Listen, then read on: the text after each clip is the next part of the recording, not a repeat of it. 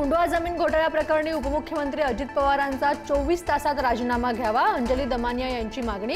राजीनामा न दिल्यास उद्या केंद्रीय गृहमंत्री अमित शहांना भेटणार, दमानियांचा इशारा।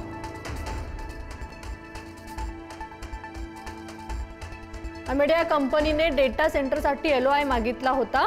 एलओआय दाखवून कोट्यवधींची स्टॅम्प ड्युटी 500 रुपये करून घेतली, अंजली दमानियांचा आरोप। अमेडिया कंपनीने सर्व गोष्टीत फ्रॉड केला, दमानियांची टीका।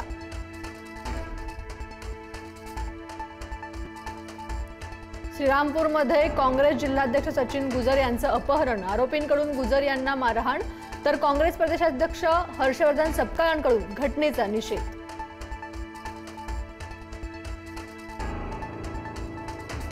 काँग्रेस जिल्हाध्यक्ष गुजर अपहरण नाट्यानंतर श्रीरामपूरमधलं राजकीय वातावरण तापलं।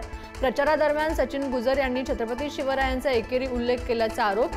गुजर यांना याबाबत जाब विचारला, चंदू आगे यांची माहिती।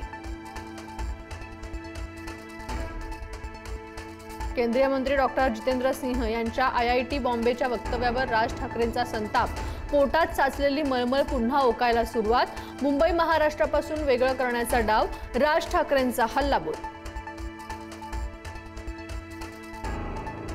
केंद्रीय मंत्री जितेंद्र सिंह यांच्या आयआयटी बॉम्बेच्या वक्तव्यावर मनसे आक्रमक। आयआयटीच्या बाहेर लावला मुंबई आयआयटी असा फलक।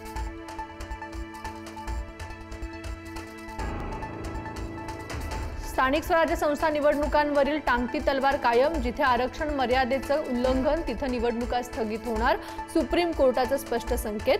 खटला मोठ्या पीठाकडे वर्ग करण्याची शक्यता, शुक्रवारी पुन्हा सुनावणी होणार।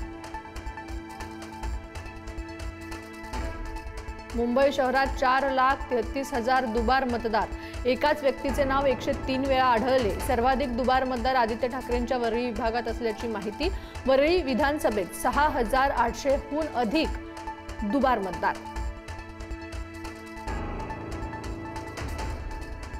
वादग्रस्त शब्दानंतर उपमुख्यमंत्री अजित पवारांकडून दिलगिरी व्यक्त। मी तो शब्द वापरायला नको होता, मात्र शहरामध्ये बकालपणा नसावा, स्वच्छता असावी, अजित पवारांचं विधान।